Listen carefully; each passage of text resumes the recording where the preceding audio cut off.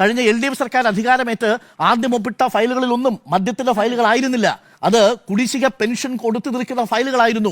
മത്സ്യത്തൊഴിലാളികൾക്ക് വീട് വയ്ക്കുന്നതും ലൈഫ് മിഷനുമായി ബന്ധപ്പെട്ട ഫയലുകളിലുമാണ് ആദ്യം LDF സർക്കാർ, പിണറായി വിജയൻ സർക്കാർ 2016 ഒപ്പുവയ്ക്കുന്നതെങ്കിൽ 2026 അധികാരത്തിലേറ്റ VD സതീശൻ സർക്കാർ ഒപ്പിട്ട ആദ്യത്തെ ബജറ്റ് നിർദ്ദേശങ്ങളിലെ പ്രധാനപ്പെട്ട നിർദ്ദേശങ്ങളിൽ ഒന്ന് നിർഭാഗ്യവശാൽ ബക്കാഡി ബ്രീസർ എന്ന കമ്പനിയെ സഹായിക്കുന്ന മദ്യവുമായി ബന്ധപ്പെട്ടുള്ള ഫയലായിപ്പോയി എന്നുള്ളതാണ്.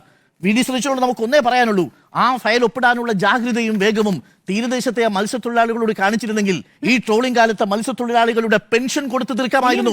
എൻഡോസൾഫാൻ ദുരിതബാധിതർക്കുള്ള പണം അവർക്ക് കൊടുത്തിരുന്നെങ്കിൽ ഈ കാലത്തും ഈ കെട്ടകാലത്തും അവർക്ക് ബുദ്ധിമുട്ടില്ലാതെ ജീവിക്കാൻ കഴിയുമായിരുന്നു. അതല്ലാതെ ബക്കാഡി ബ്രീസറിനെ പ്രോത്സാഹിപ്പിക്കാനും സന്തോഷിപ്പിക്കാനും വേണ്ടി അങ്ങെടുത്ത ഈ തിടുക്കവും ജാഗ്രതയും യഥാർത്ഥത്തിൽ സംശയമുനയിൽ നിൽക്കുന്നത് അതുകൊണ്ടാണ്.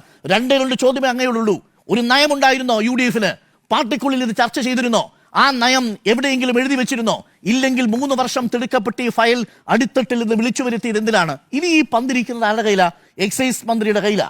UDF ഒരു തീരുമാനമെടുത്താൽ, ഇപ്പോഴും ഞാൻ പറയുന്നു, ഫിനാൻസ് ബില്ലിന്റെ ഭാഗമായാൽ കോടതിയിൽ പോകാനൊരു സാധ്യത അവിടെ നിൽക്കുന്നു.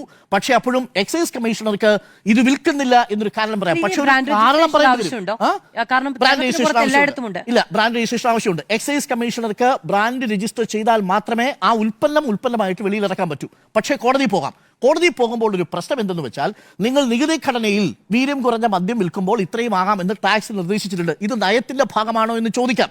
കോടതിയിൽ ഇവരെന്ത് പറയേണ്ടി വരും? VD സതീശൻ സർക്കാരിന് പറയേണ്ടി വരും, ഞങ്ങൾ അങ്ങനെ ഒരു നയം എടുത്തിട്ടില്ലെന്ന് പറയേണ്ടി വരും. ഒരു സർക്കാർ മാറുമ്പോ ഇതിന് മുമ്പത്തെ നയം ഇൻവാലിഡ് ആവുന്നില്ല. സർക്കാർ പറയാം, ഈ സർക്കാർ ആ നയത്തിൽ നിൽക്കുന്നില്ല, അതുകൊണ്ട് ഞങ്ങൾ ഇപ്പോൾ ഈ ഒരു നയഭേദഗതി വരുത്താൻ ഉദ്ദേശിക്കുന്നു, വീര്യം കുറഞ്ഞ മദ്യം വിൽക്കാൻ ഉദ്ദേശിക്കുന്നില്ല എന്ന് സർക്കാരിന് പറയേണ്ടി വരും.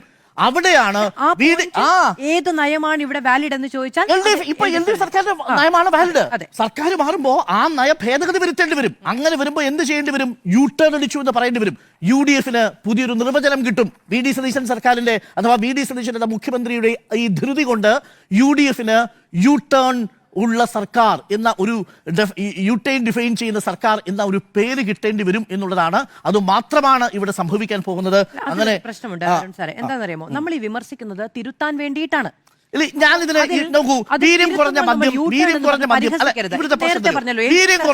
വിൽക്കരുത് എന്നൊരു അഭിപ്രായം എനിക്കില്ല. ജനങ്ങൾക്ക് വേണ്ടിയാണ് എങ്കിൽ ഇവരും അങ്ങനെ ചെയ്യുന്നതിനെ നമ്മൾ പരിഹസിക്കണം. ഇവിടെ എന്താ പ്രശ്നം? ഇവിടെ യഥാർത്ഥത്തിൽ മുഖ്യമന്ത്രി ഒരു മുന്നണിയുടെ സംവിധാനമായി നിൽക്കുന്ന ഒരാളെന്നുള്ളത് മറന്നു. ശരിയാണ്.